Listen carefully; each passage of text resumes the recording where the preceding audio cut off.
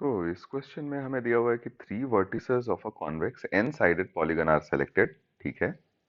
If the number of triangles that can be constructed such that none of the sides of triangle is also the side of polygon is 30 C3 30, then polygon is. तो यहाँ पे basically सबसे पहले तो हमें क्या करना है, three vertices of a convex N sided polygon are selected.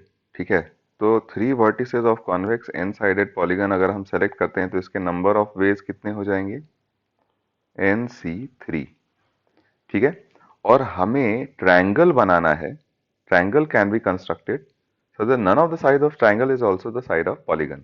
तो यहाँ सबसे पहले तो हम ये निकालते हैं कि number of triangles with two sides common with polygon.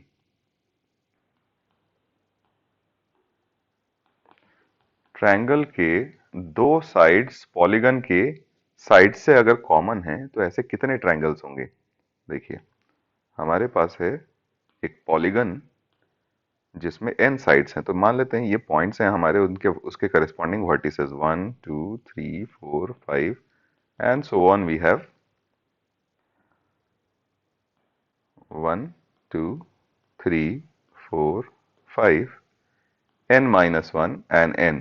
So we have n vertices in total. तो अगर दो साइड्स हमें कॉमन चाहिए तो हमें क्या करना है, दो साइड्स कॉमन लाने के लिए हमें तीन कंसेक्यूटिव वर्टिसेस सेलेक्ट करने पड़ेंगे, क्योंकि अगर ये तीन कंसेक्यूटिव वर्टिसेस सेलेक्ट करेंगे तो जो ट्रायंगल हमें बनेगा, इसको हम दूसरे कलर से बना लेते हैं ताकि विजिबिलिटी अच्छी रहे.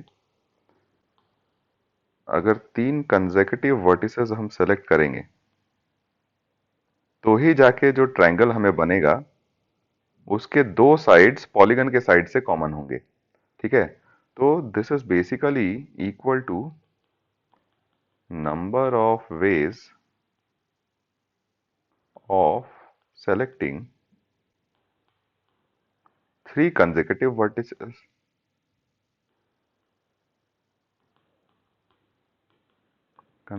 Vertices out of N. तो ये तो आपके पास नंबर ऑफ वेज सिर्फ n ही हो जाएंगे, क्योंकि थ्री कंसेक्यूटिव वर्टिसेस सेलेक्ट करने का n तरीका है. कैसे आप शुरुआत करोगे, या तो 1 2 3 कर सकते हो, या फिर 2 3 4 कर सकते हो, या फिर 3 4 5 कर सकते हो. यानी जो सिलेक्शन आप करोगे वो किस तरीके से करोगे, वो सिलेक्शन होगा या तो आप 1 2 3 सेलेक्ट कर सकते हो, या फिर आप 2 3 4 सेलेक्ट कर सकते हो. सो ऑन चलते चलते आखिरी में आप n 1 और 2 सेलेक्ट कर सकते हो. तो 1 से शुरू होकर n तक गए, तो यानी in total you have n ways. ठीक है. ये तो वैसे ट्रायंगल होंगे जिनके दोनों साइड्स पॉलीगन के साइड से कॉमन है. फिर बात करते हैं कि इसमें से ऐसे कितने ट्रायंगल्स होंगे जिनका एक ही साइड पॉलीगन से कॉमन हो. तो number of triangles with exactly one side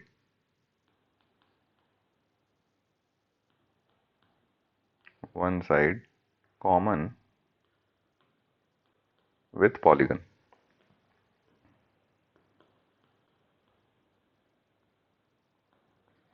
जिसका सिर्फ एक ही साइड पॉलीगन से कॉमन हो. तो एक बार फिर से पिक्चर ड्रॉ करके समझने की कोशिश करते हैं. So we have a polygon. अब हमारे पास इस पे n वर्टिसेस दिए हुए हैं. जैसे we have first second so on. इस तरीके से हमारे पास इस पे वर्टिसेस दिए हुए हैं. तो अगर उसका एक ही साइड पॉलीगन से कॉमन चाहिए तो हमें कोई भी दो कंसेक्यूटिव वर्टिसेस सेलेक्ट करने पड़ेंगे. हमें कोई भी दो कंसेक्यूटिव वर्टेक्स सेलेक्ट करना पड़ेगा. तो सपोज हमने ये दो कंसेक्यूटिव वर्टेक्स सेलेक्ट कर लिए.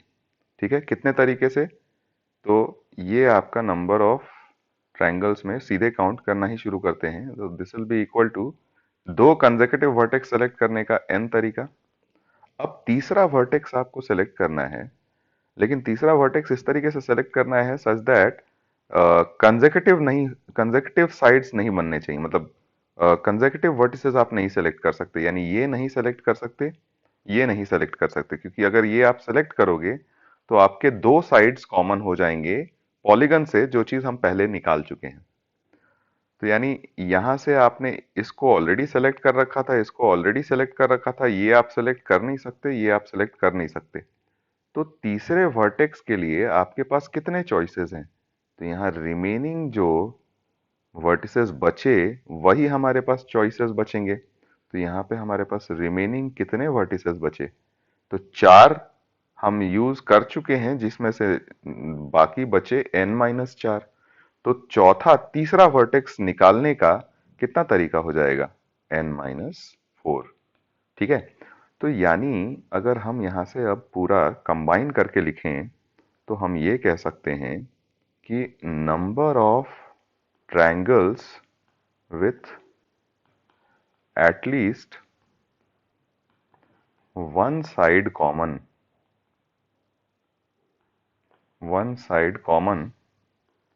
with polygon, ये हमारे पास आ गया n इंटू n-4। सिंप्लीफाई किया हमने तो n इंटू n-3 आ गया। ठीक है, ऑल राइट। तो ये हमने नंबर ऑफ ट्राइंगल्स निकाल लिए जिसका कम से कम एक साइड पॉलीगन के साथ कॉमन है।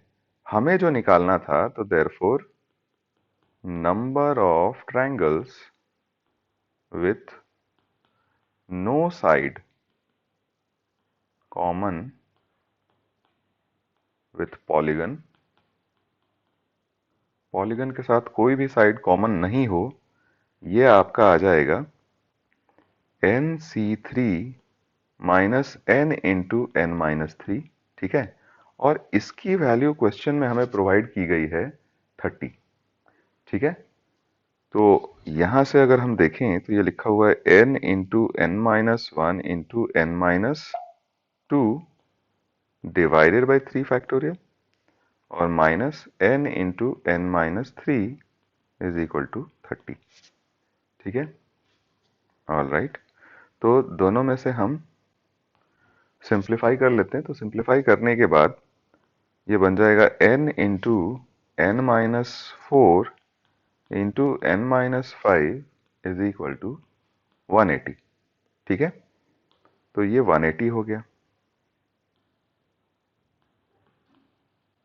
अगर 180 को हम फैक्टराइज करके लिखें तो ये लिखा हुआ है 9 इंटू 5 इंटू 4। ठीक है, तो अगर सिर्फ कंपेयर करें हम तो क्लियरली हमें दिख रहा है कि n हमें यहाँ पे चाहिए, n से 4 कम ये होना चाहिए और इससे 1 कम ये होना चाहिए।